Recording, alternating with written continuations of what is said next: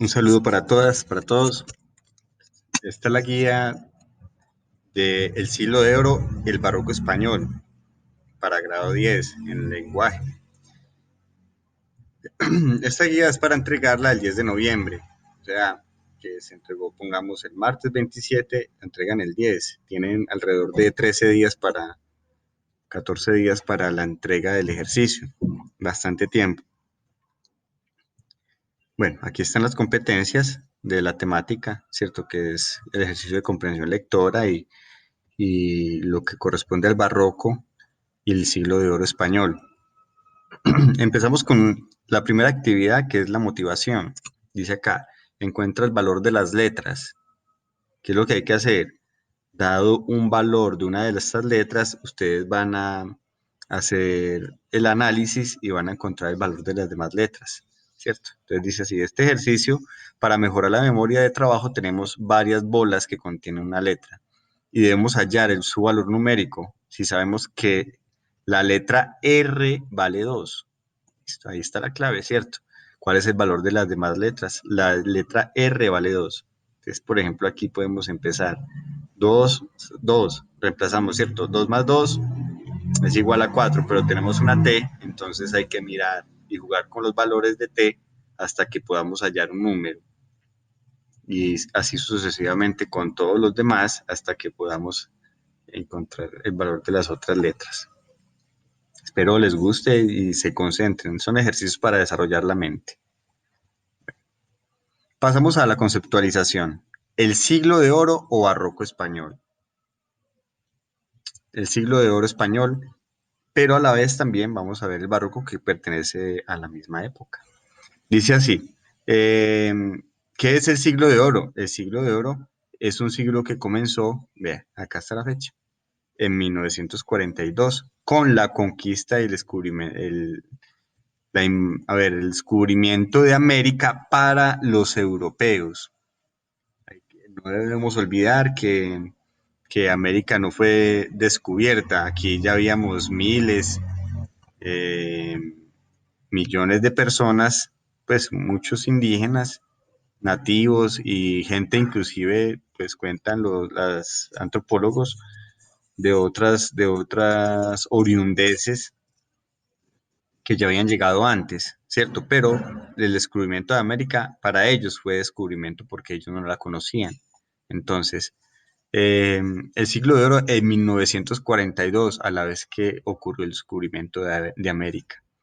¿Qué es el siglo de oro? Es un periodo donde la cultura y la literatura, ¿cierto? Todas las artes en general tuvieron una oportunidad especial para que se desarrollaran. De eso se trata, ¿cierto? Entonces dice acá, el siglo de oro es el nombre de un periodo histórico cultural que tuvo lugar en España y que se caracterizó por el auge de las artes. Acá está el auge de las artes, especialmente de la literatura. Fue donde se consolidó aún más el idioma español. Dice acá, entonces, que se tuvo un periodo, pero también una finalización, ¿sí? Se finaliza en 1981, pero se finaliza, perdón, ese periodo se llama Siglo de Oro, precisamente, eh, en alusión a un trabajo que se realizó que se llama Los trabajos y los días de Hesíodo, de un griego. Tiene relación con eso. Allí se compara la época de oro con aquella de mayor florescencia en todas las artes y saberes. Entonces, en este libro hay una alusión a la florescencia de las artes y los saberes para los italianos, ¿cierto? En Grecia, porque Grecia está cerca de Italia y entonces todo tiene un impacto. Incluso hay una influencia en el barroco con relación a los italianos,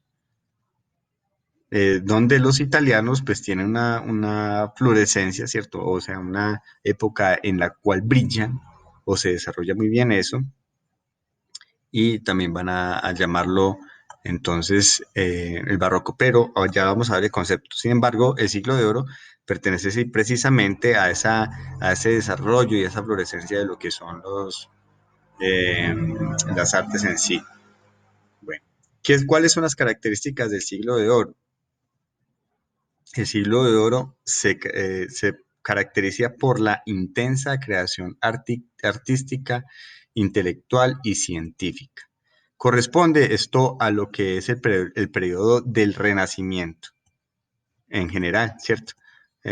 Antes del Renacimiento hay algo que se llama mm, época medieval, ¿sí?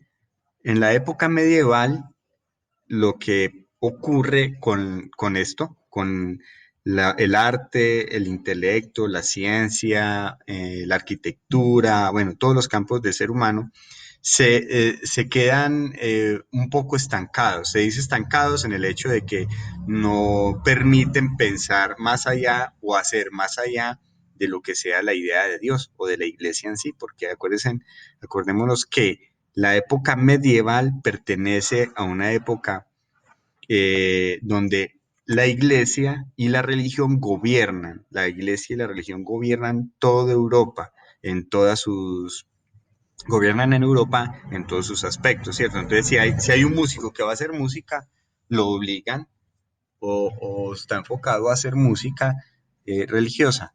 Si hay un artista, un arquitecto que va a hacer algo, tiene que ser enfocado con la inspiración de Dios, ¿cierto? Y avalado por lo que digan los clérigos o los dirigentes de la Iglesia Católica en ese tiempo. Bueno, o si va a hacer algo de ciencia, la ciencia es para demostrar la existencia de Dios o algo que tenga relación a eso. Listo, nada podía contradecir lo que dijera la iglesia en esa época. Entonces, en esa época no fue considerado un siglo de oro, de florecimiento del arte, del intelecto, de la ciencia. No, eso ocurrió ya con el Renacimiento. Pero en el Renacimiento hay varias épocas. Hay algo que se llama pre-Renacimiento y Renacimiento. El español ocurrió ya en el pleno Renacimiento, donde también ocurre el barroco. Entonces, las características de lo que es el siglo de oro,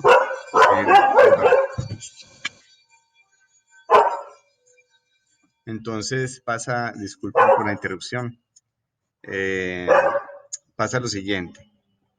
Ese renacimiento español se inició en el siglo XV, ¿cierto? Cuando ya tenemos el pleno renacimiento. Antes del siglo XV hay un pre-renacimiento, o sea, cuando se empieza a dejar esa época medieval. Aquí dice, hay una reinterpretación del renacimiento italiano. Claro, entonces, como les venía diciendo, como todo el renacimiento empieza en lo que es Italia, ¿cierto? Donde está Roma, donde es la cuna del desarrollo político en la época medieval. Entonces, desde ahí, como se da inicio a eso y repercute en todas las demás partes del continente, entonces en España se toma ese renacimiento italiano y ese siglo de oro italiano, ¿cierto? Ese apogeo, esa iluminación de la ciencia, las artes, el intelecto, y se adapta al desarrollo de, de lo que también estaba apagado en España.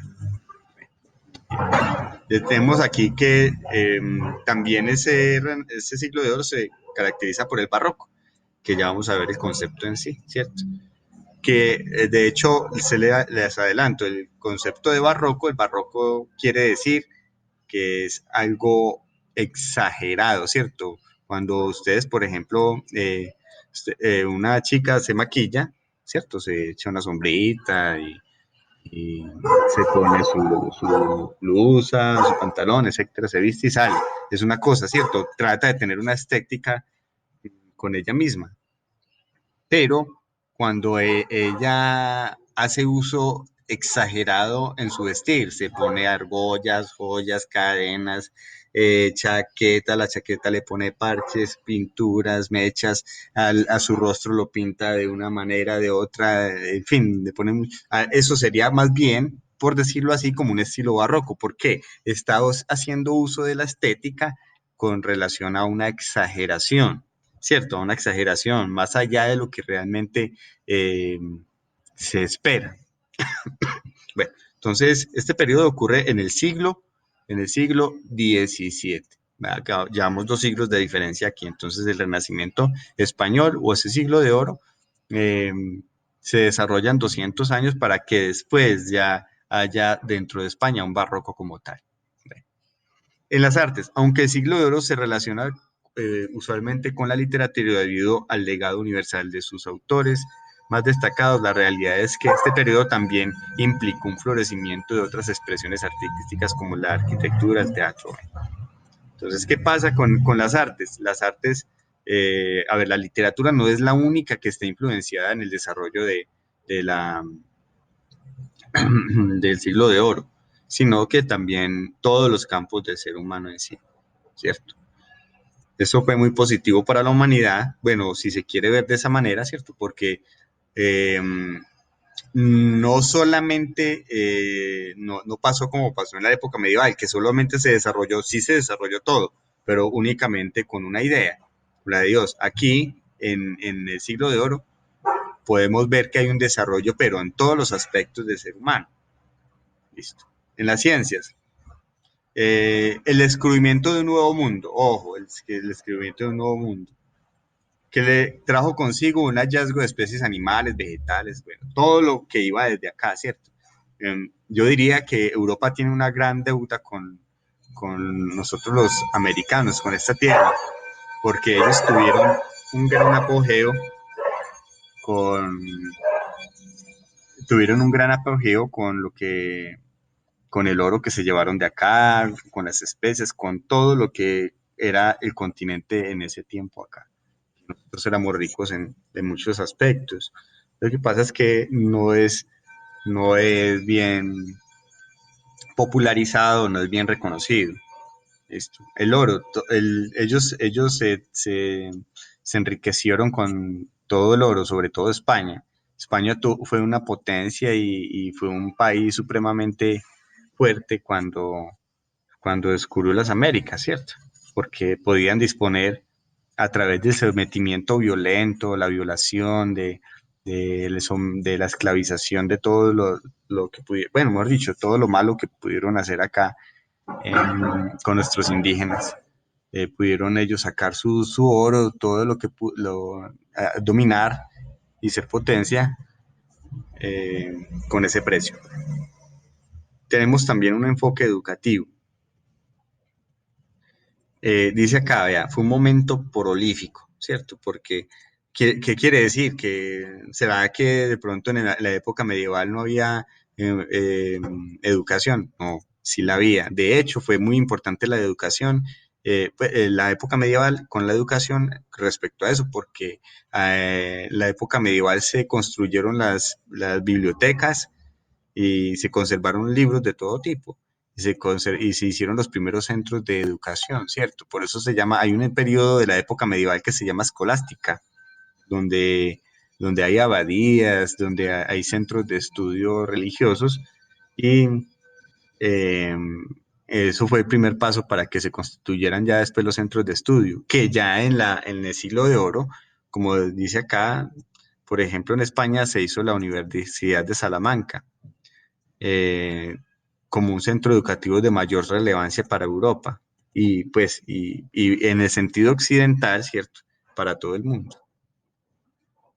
Bueno, entonces aquí hay una información donde vamos a encontrar una serie de autores y de libros más representativos del siglo de oro. Ahí tenemos a Miguel de Cervantes, que es uno de los más representativos con el Quijote. El Quijote es una obra muy bonita, irónica, en fin, trae muchos matices y aquí hay otros más. Listo. Vamos a ver lo que es el barroco. El barroco se denomina al periodo histórico cultural que se caracterizó por la exuberancia ornamental. A veces yo le digo exageración, ¿cierto?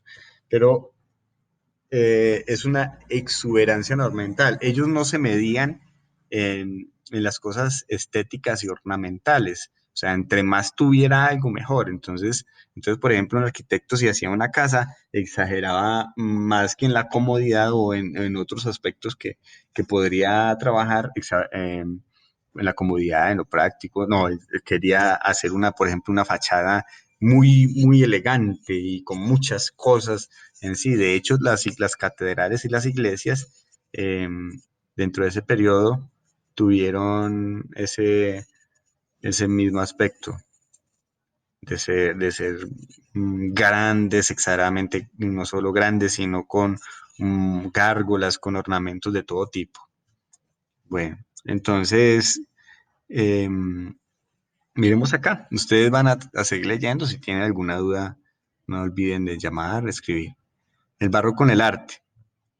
El arte, particularmente en el ámbito de las artes plásticas, el barroco se denominó el estilo opuesto al clasicismo, que se caracterizó por presentar gran complejidad y dinamismo formal, así como una enorme ornamentación y afectismo. Afectismo quiere decir que se muestra gente dándose afecto de una forma un poco más abierta que en el clasicismo. En el clasicismo no tiene esto.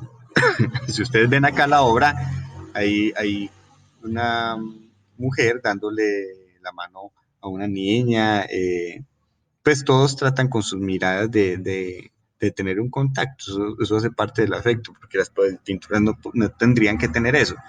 Si ustedes ven la vestimenta que ellos usan, son vestimentas del estilo victoriano, de la reina Victoria, donde pues es bastante exagerado y traen ornamentos de todo tipo, ¿sí? En ese tiempo, pues había algo, seguramente esta pintura no se nota bien, pero bueno, entonces aquí tenemos un ejemplo. Ustedes siguen leyendo. Barroco en la literatura.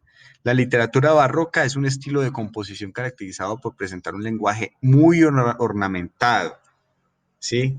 Se dedica más a la estética, a mostrar figuras retóricas o figuras literarias eh, para tratar de decir algo que simplemente decirlo, ¿cierto?